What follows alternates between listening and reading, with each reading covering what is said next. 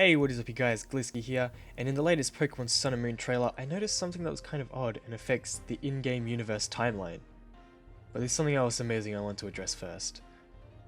Red and Blue come back, and if you trade your Pokemon from Red and Blue or Yellow to Sun and Moon, you can technically battle Red with his old Pokemon.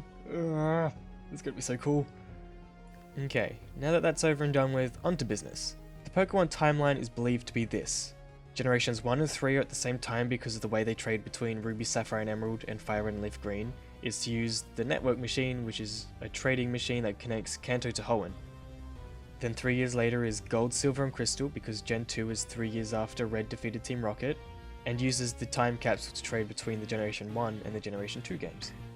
Diamond, Pearl and Platinum are also in the same spot as the Generation 2 games because the Red Gyarados is mentioned right at the beginning, which places Gen 4 to start when the player is done with the Lake of Rage in Generation 2.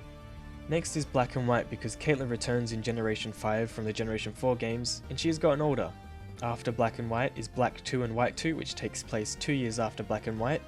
Not to mention Black 2 and White 2, you also see some characters from previous games that come back, and if around 5 years has passed from the events of Diamond, Pearl and Platinum to Black and White, that would make Red, who appears in the Pokemon World Tournament, around 21 years old since in Generation 1 he's 11, then 3 years pass before Gen 2 starts, which makes him 14.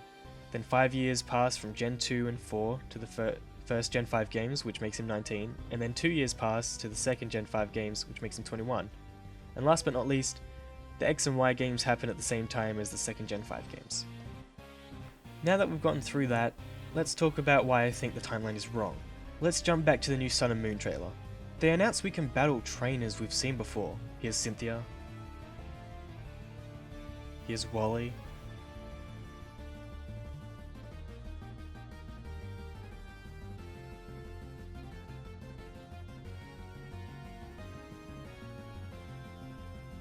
And here's Red and Blue. Do you see the problem here? No? Let me play it again for you.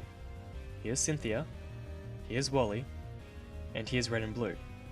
Did you see it this time? If you did, pause the video and comment down below what you think I'm trying to point out. Okay, the problem is, Wally's still a kid, but Red and Blue have clearly aged to their late teens or early 20s. So Sun and Moon would take place either in the 2-year gap between Black and White 2, or when Black 2 and White 2 are happening, since to me Red and Blue look like they're about 18 to 21 in the new official art anyway. But Wally doesn't look like he's aged a bit. He still looks 10 years old, or at most he's aged about 2 years with no physical difference. But if Wally has only aged 2 years since the events of Ruby, Sapphire and Emerald, how are those games at the same time as Red, Blue and Yellow, which is a minimum of 8 years before Sun and Moon? It's a bit hard to decide where the Gen 3 games should go in the timeline, but I think that the connection between the Gen 3 and the Gen 1 remakes being the trading feature isn't strong enough to have them in the same point in the timeline, since you need the national decks in both games to trade between them, and since the games technically end after you beat the Elite Four, or any post-game events, then that can mean they're being traded from any point in time after the game's events.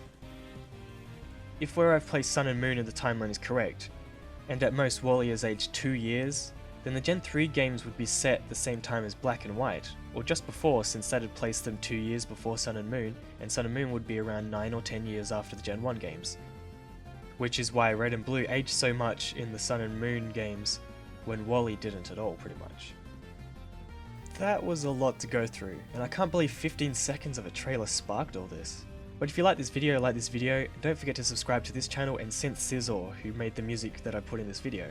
Also, don't forget to check out my playlist of Pokemon theories, there's a few in there now, and my Pokemon Fire Red randomized Nuzlocke Let's Play series. I'll see you in the next video. See yas!